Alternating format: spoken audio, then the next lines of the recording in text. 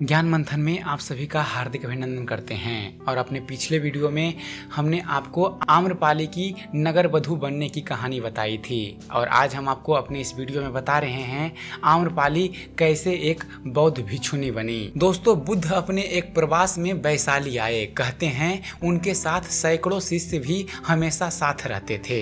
सभी शिष्य प्रतिदिन वैशाली की गलियों में भिक्षा मांगने जाते थे। वैशाली में ही आम्रपाली का महल भी था। वह वैशाली की सबसे सुंदर स्त्री और नगर वधू थी। वह वैशाली के राजा, राजकुमारों और सबसे धनी और शक्तिशाली व्यक्तियों का मनोरंजन करती थी। एक दिन उसके द्वार पर भी एक भिक्षुक भिक्षा मांगने के लिए आया। उस भिक्षुक को देखते ही वह उसके प्रेम में पड़ गई। वह प्रतिदिन ही राजा और राजकुमारों को देखती थी, पर मात्र एक भिक्षा पात्र लिए हुए उस भिक्षुक में उसे अनुपम गरिमा और सौंदर्य दिखाई दिया। तब आम्रपाली अपने परकोटे से भागी आई और भिक्षुक से बोली, आइए कृपया कर मेरा दान ग्रहण कीजिए। उस भिक्षुक के पीछे और भी कई भिक्षुक थे। उन सभी को अपने आंखों पर विश्वास नहीं हुआ।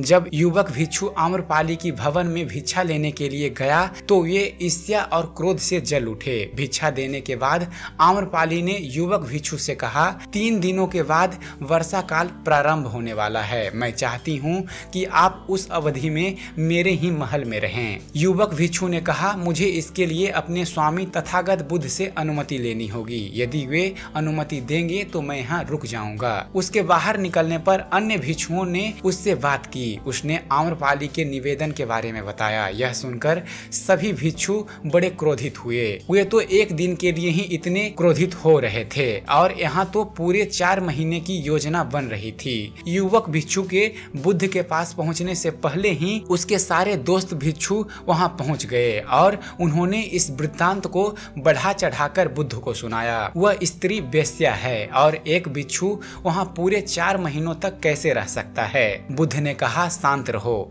उसे आने दो। अभी उसने रुकने का निश्चय नहीं किया है। वह वहाँ तभी रुकेगा जब मैं उसे अनुमति दूंगा।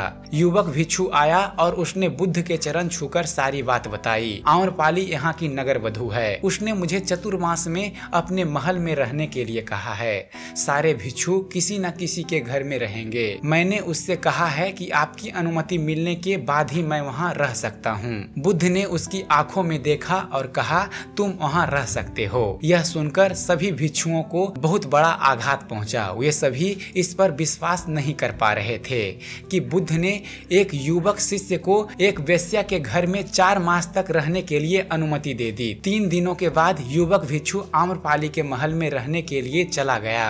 अन्य भिक्षु नगर में चल रही बातें बुद्ध को सुनाने लगे। सारे नगर में एक ही चर्चा हो रही है कि एक युवक भिक्षु आम्रपाली के महल में 4 महीनों तक रहेगा। बुद्ध ने कहा, तुम सब अपनी दिनचर्या का पालन करो। मुझे अपने शिष्य पर विश्वास है। मैंने उसकी आंखों में देखा है कि उसके मन में अब कोई इच्छाएं नहीं हैं। यदि मैं उसे अनुमति ना भी देता तो भी उसे बुरा नहीं लगता। मैंने उसे अनुमति दी और वह चला गया।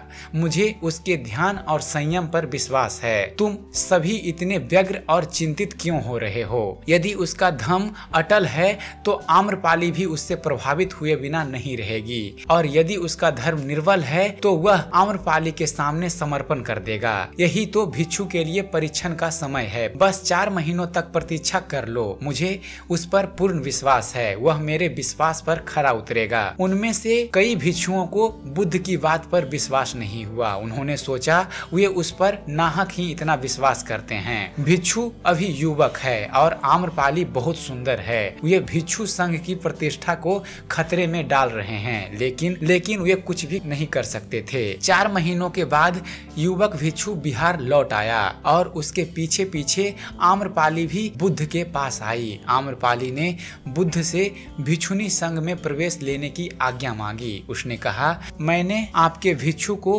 अपनी ओर खींचने के हर संभव प्रयास किए, पर मैं हार गई। उसके आचरण ने मुझे यह मानने पर विवश कर दिया कि आपके चरणों में ही सत्य और मुक्ति का मार्ग है। मैं अपनी समस्त संपदा भिक्षु संघ के लिए दान में देती हूँ। आम्रपाली के महल और उपवनों को चतुर्मास में सभी भिक्षुओं के रहने के लिए उपयोग में लिया जाने लगा। आगे चलकर आम्रपाली बुद्ध के संघ में सबसे प्रतिष्ठित भिक्षुनियों में से एक बनी। तो आशा करता हूँ आपको हमारा यह वीडियो पसंद आया होगा। अगर जो आपको इस चैनल पर दी गई जानकारी पसंद आती है तो आप हमारे चैनल को सब्सक्राइब करना ना भूलें। हमारे चैनल को सब्सक्राइब कीजिए, हमारे वीडियो के बारे में कमेंट कीजिए कि आपको यह कैसा लगता है और देखते रहिए, जानते रहिए। धन्यवाद। जय हिंद।